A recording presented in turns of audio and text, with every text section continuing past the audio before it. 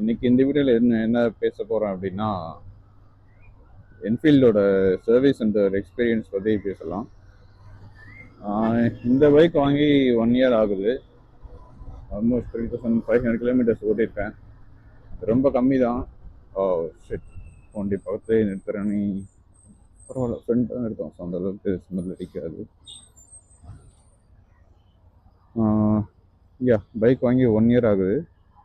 3500 தான் ஓட்டியிருக்கேன். ரொம்ப கம்மியாக தான் ஓட்டியிருக்கேன். நீங்கள் என்ஃபீல்டு பைக் வச்சுருக்கீங்கன்னா உங்களுக்கு தெரியும் சர்வீஸ் எப்படி பண்ணுறாங்க என்னதுன்ட்டு. ஸோ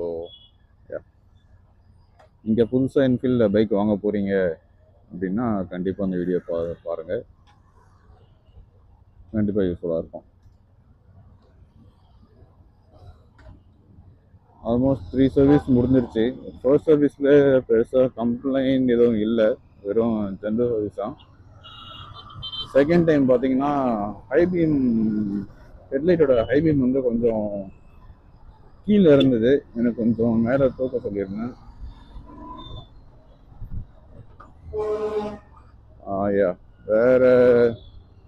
வேற கம்ப்ளைண்ட்ஸ் எதுவும் இல்லை. பட் ஆனால் அதையே வந்து அவங்க சரியாக பண்ணலை, சொன்ன ஒரு கம்ப்ளைண்ட்டையும்.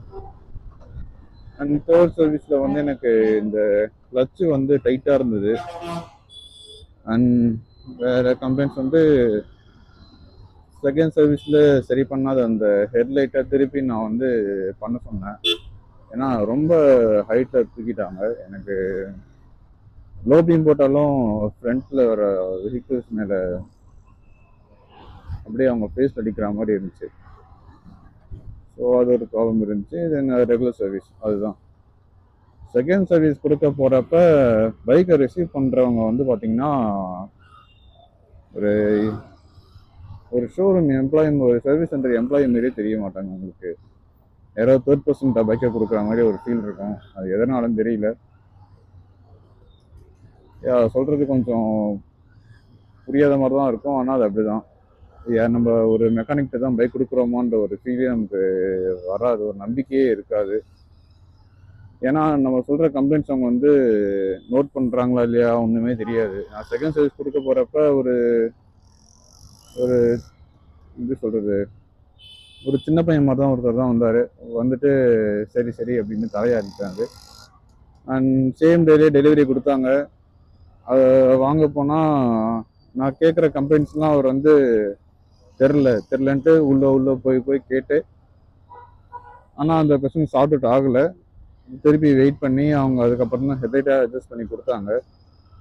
ஸோ அவங்க இந்த ஜென்ரல் சர்வீஸையே ஒழுங்காக பண்ணுறாங்களா, இல்லை இந்த செயின் லூப் அடிக்கிறாங்க அதெல்லாம் பண்ணுறாங்க, இன்ஜினை எல்லாம் மாற்றுறாங்களா என்ன ஒன்றும் தெரிய மாட்டேங்குது. தென் தேர்ட் சர்வீஸில் பார்த்தீங்கன்னா எனக்கு கம்ப்ளைண்ட்ஸ் வந்து கிளச்சு தான். இந்த டைம் பைக்கை ரிசீவ் பண்ணுறவர் கையில் ஒரு டேப் வச்சுருந்தாரு. ஸோ டேப் வச்சு அதில் ஃபீட் பண்ணிட்டு இருந்தார் என்ன கம்ப்ளைண்ட் சொல்கிறேன் அப்படின்ட்டு.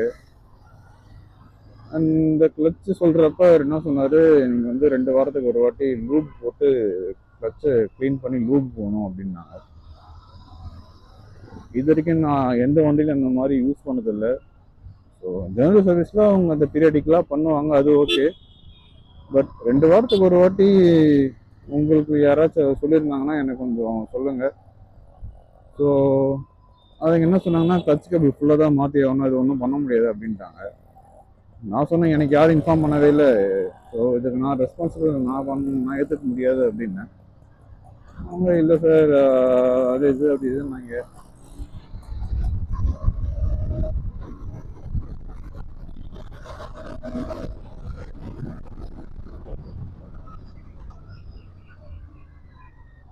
அப்புறம் ஒரு கட்டத்தில் அவர் வந்து என்ன சொன்னார், சார் அது என்ன சார் ஒரு 300-400 வரும், அவ்வளோதானே, மாற்றிடுங்க அப்படின்றாங்க. ஏதோ அவங்க கஷ்டப்பட்டு சம்பாதிச்ச காசு மாதிரி ஃப்ரீ அப்படியே ஜாலியாக சொல்கிறாங்க 300-400. அட்லீஸ்ட் அவங்க சொல்கிறது கூட ஓகே, லூப் போட்டிருந்தா நல்லா இருந்திருக்கும். பட் அந்த பேசுகிற விதம் இருக்குல்ல, அதுவே வந்து ஒரு மாதிரி ரெஸ்பெக்டிவாக இருக்கும். அதான் அந்த ஒரு சர்வீஸ் சென்டர் பைக் ஓடுற ஃபீல் ஒரு மெக்கானிக்கிட்ட தான் கொடுக்கும். அந்த ஒரு ஃபீலே வராது, நமக்கு நம்பிக்கையே வராது. ஐயோ வண்டி ஏதாவது பண்ணிடுவாங்கன்னு ஒரு பயமாகவே இருக்கும்.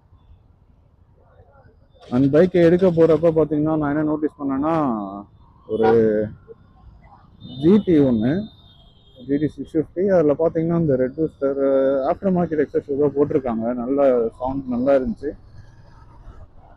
பைக்கை ரெடியாகி ஒரு வெயிட்டிங் பீரியட்னு ஒரு இடத்துல வந்து ஸ்டாப் நிறுத்துவாங்க பைக்ஸை.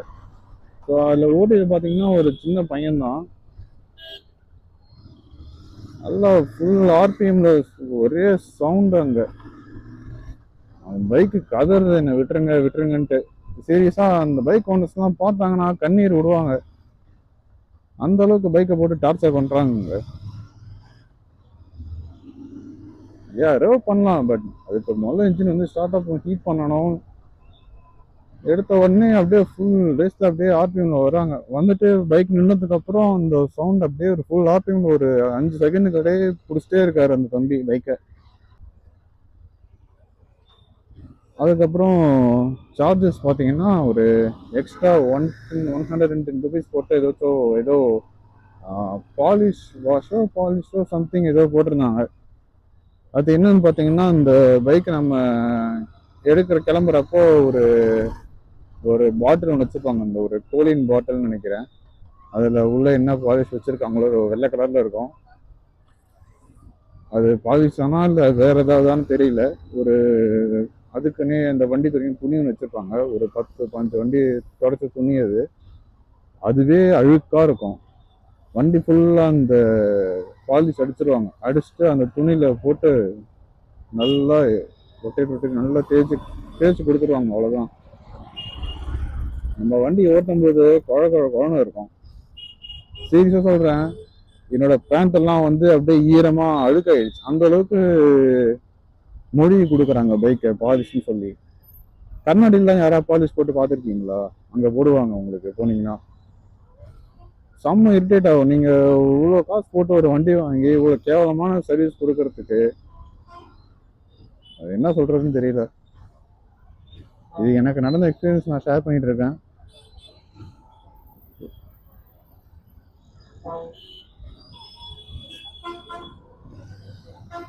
ஏன் திடீர்னு இவ்வளோ ட்ராஃபிக்காக இருக்கீங்க? அப்பயும் வந்து என்னோட இந்த ஹெட்லைட் இஷ்யூ அவங்க சால்வ் பண்ணலை. நான் இதுக்கே பைக் வந்து ஈவினிங்காக தான் எடுத்தேன். ஒரு 5:30 அப்புறம் தான் இப்போ எடுத்தேன்.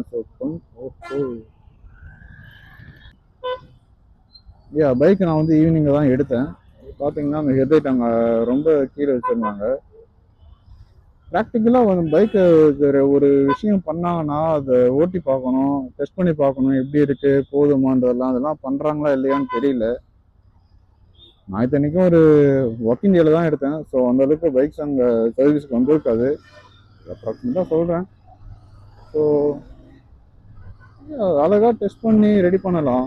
ஏன்னா வேணும்ன்ட்டு ஏற்ற சொல்லியிருக்கான், சரி ஓகே கீழே இறக்கிடுவோன்ட்டு ஒரு ரெடியாக இறக்கிட்டாங்க. அது ஹைபீம் போட்டாலும் ஒரு 10 ஃபீட் அளவுக்கு தான் அது இலுமினேஷனே இருக்குது.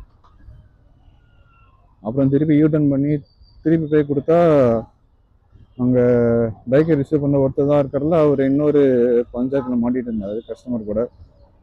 சரி எப்போ நீங்கள் உங்கள் பஞ்சாயத்தை முடிங்கிட்டு நான் இங்கே வரைக்கும் வெயிட் பண்ணி திருப்பி அட்ஜஸ்ட் பண்ணிட்டு அப்புறம் வந்தேன். ரொம்ப ஒரு பேட் எக்ஸ்பீரியன்ஸ். வந்து கண்டிப்பாக அவங்க இம்ப்ரூவ் பண்ணியே ஆகணும் சர்வீஸ் சென்டர்ஸ். அந்த சர்வீஸ் முடிச்சுட்டு அதுக்கப்புறம் வந்து எக்ஸ்ட்ரா காசு கேட்குறது, 10 ரூபா 20 ரூபா டீ கொடுங்க அப்படின்ட்டு. ஐ டோன்ட் திங்க் அவங்க ராயல் என்ஃபீல்டு எம்ப்ளாயி இல்லைன்னு நினைக்கிறேன். ஸோ இவங்க பர்சனலாக ஆள் எடுத்து பண்ணுறாங்களா என்னன்னு தெரியல. நீங்கள் என்ஃபீல்டு பைக் வச்சுருக்கீங்க, சர்வீஸ் நல்லா பண்ணுறாங்க அப்படின்னா தயவு செஞ்சு இந்த சர்வீஸ் சென்டர் என்னன்னு எனக்கு சொல்லுங்கள், நானும் பைக் அங்கே கொடுக்குறேன். இவங்க இந்த சின்ன சின்ன கம்பெனிஸே இவ்வளோ மோசமாக பண்ணுறாங்க. ஒருவேளை இந்த இன்ஜின் நாய்ஸ் வருது, லைக் ஹிமாலயனில் பார்த்தீங்கன்னா அந்த டோன் செட் இஷ்யூ அதெல்லாம் வந்துச்சுன்னா என்ன பண்ணுவாங்க? அவங்க ஓனர்ஸாக நான் நினைக்கிறப்ப பயமாக இருக்குது. என் வண்டியில் வேறு ஏதாவது பிரச்சனை வந்துருச்சுன்னா அவ்வளோதான், எனக்கு என்ன பண்ணுறேனே தெரியல. அதை நினச்சா எனக்கு பயமாக இருக்குது. அந்த ஒரு 3 டேஸ்க்கு அப்புறம் ஒரு ஃபீட்பேக் கால், இந்த சர்வீஸ் எப்படி இருந்துச்சு சார் அப்படின்னா. ரொம்ப பிரமாதமாக இருந்துச்சுங்கம்மா, நீங்கள் ஒரு 4 லட்ச ரூபாய்க்கு வண்டி வாங்கி அந்த சர்வீஸ் விட்டு பாருங்க, அப்புறம் தெரியும் உங்களுக்கு அதோட வலியும் வேதனையும் அப்படின்ட்டு போன வச்சுட்டேன். வெயில் அடிக்குது 5 மணிக்கு.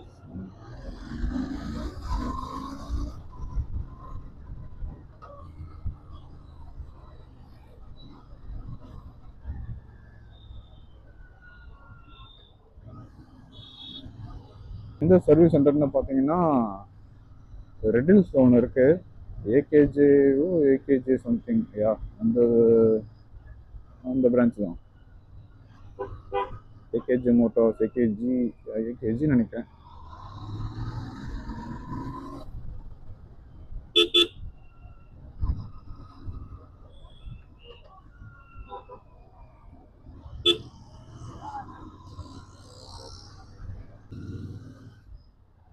ஓகே கைஸ், நெக்ஸ்ட் வீடியோவில் மீட் பண்ணலாம். ஏதாச்சும் டவுட்ஸ் ஏதாச்சும் இருந்துச்சுன்னா கேளுங்க. Bye bye.